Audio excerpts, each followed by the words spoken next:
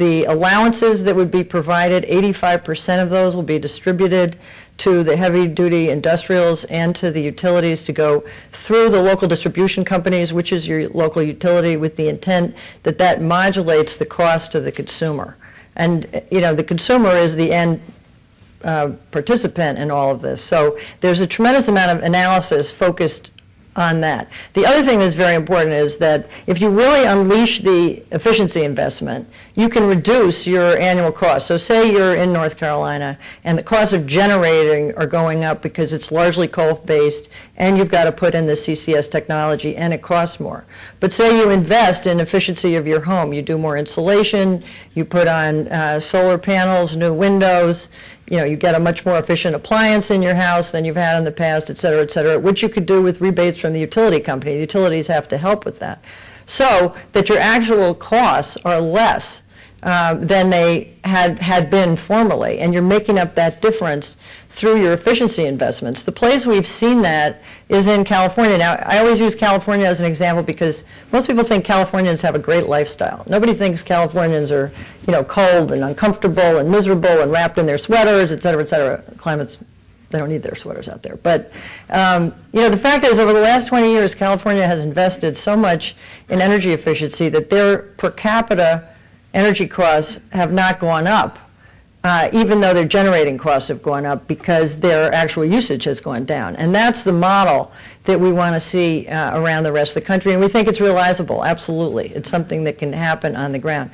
The answer to your second question about wind turbines, we're very, very concerned about that. You know, the NRDC is a place where people who are inventing, designing, creating businesses in the energy field come to us all the time. And there's so many ideas and enthusiasm out there. I mean, if you go to MIT, where I'm on an advisory committee, every single one of these kids thinks that they have the energy solution going forward, and that's where they want to make their career. It's incredibly exciting.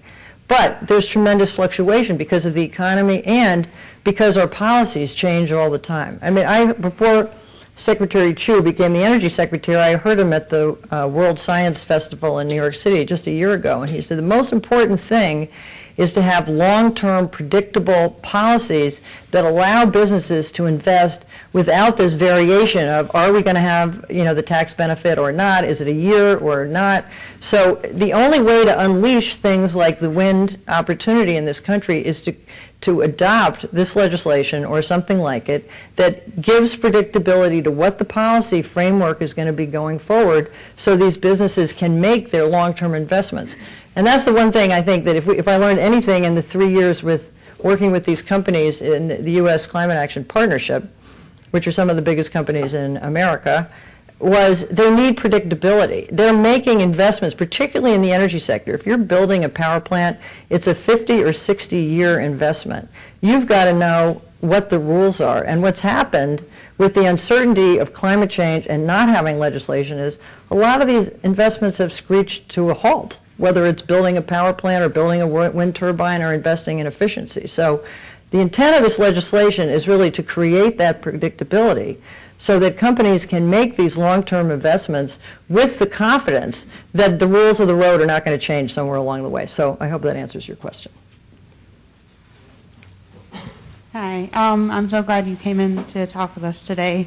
I had a question on, you know, how you were saying with like the energy efficiency with Senator Brown trying to say that we're going to try to build more, you know, wind turbines and everything like that to find an alternative energy resources for everything. But I recently took a class, I recently graduated from Harvard College, and I took a class on water conservation, and I was kind of wondering where that plays in, you know, like when we're manufacturing stuff, we use a lot of water to make it. So I was just wondering if your council is aware of that somehow. Yeah, that's a good question because water is, I think, the issue that people will experience climate change first.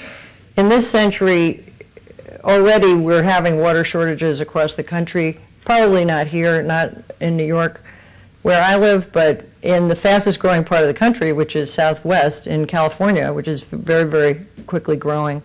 Water is a limited commodity, very, very limited. And as the climate changes, I mean, I was fascinated a couple of years ago to be with the supervisor for Kings County, Seattle, Ron Sims. I mean, you think of Seattle, it's the Northwest, rainy part of the country, lots of water. All of their drinking water comes from the snowpack in the Cascades. As that declines, they're trying to figure out how to build reservoirs to provide water in Seattle. I mean, that, to me, brought the issue home, I think, more powerfully even than Phoenix, because I know Phoenix is in the desert. But if you think Seattle is struggling with how it's going to supply water to its population in this century, then you know you really have a problem. So water is very much at the cutting edge of the issue, and we're very focused on it in our own work. We actually just completely redesigned our water program to focus on energy and water efficiency, because we think that the same model that we use for energy efficiency can be used in the area of water. Because, you know, if you think there's a lot of water out there, you're very profligate, you just waste it. So both in agriculture, in manufacturing, in our homes, that is, you know, that's as needed a focus as in the energy sector, and I thank you for raising the issue. It's a really important one. Ms. Beinecke, I want to welcome you to Cleveland and say it's nice to put a face with a name. And by that I mean I've been on the internet long enough to have gotten acquainted with you. NRDC is effective, but that's the reason I'm up. I want to also say that a lot of what is put before me as a citizen in your universe has to do with parts of the world that are somewhat removed from where I am, like the polar bears or the wolves in Yellowstone Park or some issue in Alaska. And I was quite taken with what you had to say about what you're doing here in Ohio.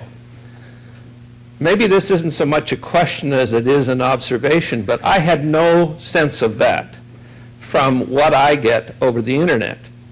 And it seems to me that those of us who are here in Ohio who might be able to do something about our legislature and about Washington and other places ought to have an internet relationship with you that focuses on those issues much more than some of these broader ones.